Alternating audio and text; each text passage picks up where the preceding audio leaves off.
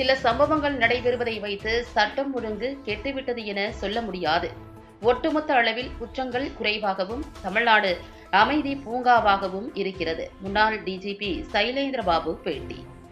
திருவாரூரில் புதிதாக திருவாரூர் மாவட்ட ரைபிள் கிளப்பினை தமிழ்நாடு முன்னாள் டிஜிபி சைலேந்திரபாபு ரிப்பன் வெட்டி துவக்கி வைத்தார். தொடர்ந்து துப்பாக்கிகளை பயன்படுத்தி குறிபார்த்து சுட்டு பயிற்சியினை தொடங்கி வைத்தார். மாநில மாவட்ட போட்டிகள் மற்றும் ஒலிம்பிக் போட்டிகளில் கலந்து கொள்ள துப்பாக்கி சுட பயிற்சி பெற சேர்ந்த 10 வயதுக்கும் மேற்பட்டவர்களுக்கு உறுப்பினர் அடையாள அட்டையினை முன்னாள் டிஜிபி சைலேந்திரபாபு வழங்கினார். நிகழ்ச்சியை தொடர்ந்து முன்னாள் டிஜிபி சைலேந்திரபாபு செய்தியாளர்களிடம் தெரிவிக்கையில், காவல்துறையினர் தொடர்புடைய விளையாட்டுதான் துப்பாக்கி சுடு விளையாட்டு.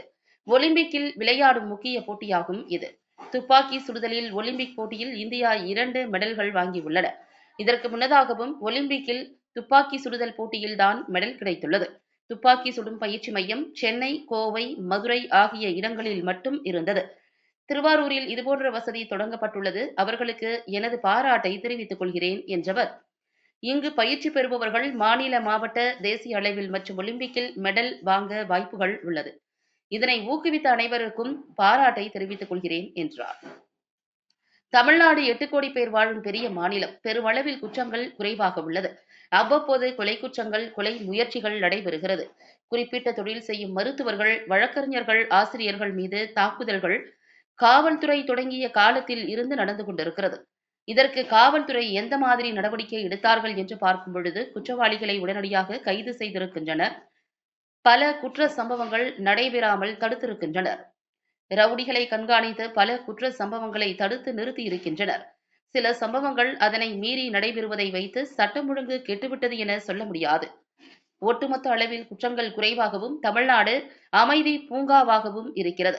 தமிழ்நாட்டில் ஜாதி கலவரமோ, மத கலவரம், தொடர் குற்றமோ, வடமாநில கொள்ளை சம்பவங்களோ, ரயில் கொள்ளை என சம்பவங்கள் ஏதும் இல்லை.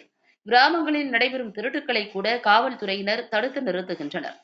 தமிழ்நாடு காவல்துறைக்கு 10,000 கோடி நிதி ஒதுக்கியுள்ளது. சிறப்பாக பணி செய்ய வைப்பது மிகப்பெரிய தலைமை பொறுப்பாகும்.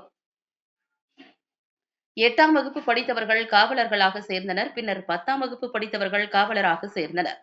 தற்போது 90% பேர் பட்டதாரிகள் காவல்துறையில் சேர்கின்றனர். அவர்கள் புலன் விசாரணை செய்யும் முறைகளால் நிறைய மாற்றங்கள் வந்திருக்கின்றன. தமிழ்நாடு காவல்துறை இளம் காவல்துறையாக, அறிவார்ந்த காவல்துறையாக, மிடுக்கான காவல்துறையாக மாறியிருக்கிறது. போதுமான காவல்துறையினர் உள்ளனர். அவர்கள் திறமையை மேம்படுத்தினாலே போதும் என அவர் தெரிவித்தார். காவல்துறையோடு தொடர்பு உள்ள ஒரு விளையாட்டு தான் துப்பாக்கி விளையாட்டு. துப்பாக்கி சுடுதல் ஒலிம்பிக் போட்டி, ஒலிம்பிக்கில் விளையாடக்கூடிய ஒரு மிக முக்கியமான விளையாட்டு போட்டிகள் என்று சொல்லலாம். ஒலிம்பிக்கிலேயே 15 மெடல் இருக்குது. துப்பாக்கி சுடுறதுல 15 மெடல் இருக்குது. கடந்த ஒலிம்பிக் போட்டியில் இந்தியா மொத்தம் 7 மெடல் தான் வாங்கியிருக்கு. அந்த 7 மெடலில் 2 மெடல் துப்பாக்கி சுடக்கூடிய போட்டிகள் தான் வந்திருக்கு. மனு பாக்கர், சரப்ஜோத் சிங், இந்த 2 பேரும் 2 மெடல் வாங்கினாங்க. 1 டபுள் 1 சிங்கிள். இதுக்கு முன்னாடி ஒலிம்பிக்கில் தனிநபர் போட்டியில் ஒரே ஒரு கோல்டு மெடல் தான் நமக்கு கிடச்சிருந்தது. அது ஷூட்டிங்லாம் கிடச்சிது. இப்படி ஒலிம்பிக்கில் ரொம்ப வாய்ப்பு இருக்கக்கூடிய ஒரு நல்ல விளையாட்டு துப்பாக்கி சுடக்கூடிய விளையாட்டு. ஆனால் இந்த துப்பாக்கி சுடக்கூடிய தளம் சென்னை, கோவை, மதுரை, திருச்சி இது போன்ற இடங்களில் மட்டும்தான் இருந்தது. ஆனால் இப்போது இங்கே திருவாரூரில் இது போன்ற வசதி, இண்டோர் வசதி செஞ்சு கொடுத்துருக்காங்க. அவர்களுக்கு எனது பாராட்டுகளை தெரிவித்துக் கொள்கிறோம். இங்கே பயிற்சி எடுக்கக்கூடிய இளைஞர்கள், ஆண், பெண், இவங்க மாவட்ட அளவில், அடுத்தது மாநில அளவில், தேசிய அளவில், ஒலிம்பிக் அளவில் போய் மெடல் வாங்குறதுக்கு வாய்ப்புகள் நிறைய இருக்குது. ஸோ இந்த விளையாட்டை ஊக்குவிச்சு அனைவருக்கும் பாராட்டுகள். வழக்கமாகவே இப்போ தமிழ்நாடுங்கிறது ஒரு பெரிய மாநிலம். இங்கே 7.5 கோடியிலேருந்து 8 கோடி மக்கள். இந்தியாங்கிறது உலகத்திலே மிகப்பெரிய ஒரு நாடு. ஸோ பெருமளவில் அமைதியாகவும் குற்றங்கள் ஓரளவுக்கு குறைவாக இருந்தால் நம்ம நாட்டில் இருக்குது. இருந்தாலும் இப்படி ஓரளவுக்கு அமைதி பூங்காவாக இருந்தாலும் கூட அவ்வப்போது ஒரு சில சம்பவங்கள் நடக்குது. ஒரு கொலை குற்றம் நடக்கலாம், இல்லை கொலை முயற்சி நடக்கலாம். ஒரு குறிப்பிட்ட தொழில் செய்யக்கூடியவங்க, அவங்க டாக்டராக இருக்கலாம், இல்லாட்டி வக்கீலாக இருக்கலாம், இல்லை ஆசிரியராக இருக்கலாம், அவர்கள் மீது தாக்குதல், இது போன்ற சில சம்பவங்கள் அங்கொன்றும் இங்கொன்றுமாக நடந்துட்டு தான் இருக்குது. அது கடந்த காவல்துறை தோன்றிய காலத்திலிருந்து இது போன்ற சம்பவங்கள் நடக்குது.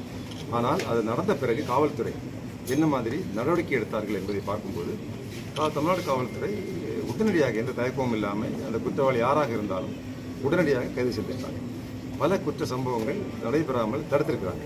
குறிப்பாக வழக்கமாக குற்றம் செய்யக்கூடிய குற்றவாளிகள், ரவுடிகள், அவர்களை வந்து கண்காணிக்கிறதுக்கும் அவங்க குற்றங்கள் செய்யாமல் இருக்கிறதுக்கும் முன்கூட்டியே அவர்களுடைய நடவடிக்கைகளை கண்காணித்து அவங்க என்ன பேசுகிறாங்கிறத பார்த்து எங்கே இருக்கிறாங்கன்னு தெரிஞ்சு பல கொலை சம்பவங்கள், குற்ற சம்பவங்களை காவல்துறை தடுத்து நிறுத்தியிருக்கு.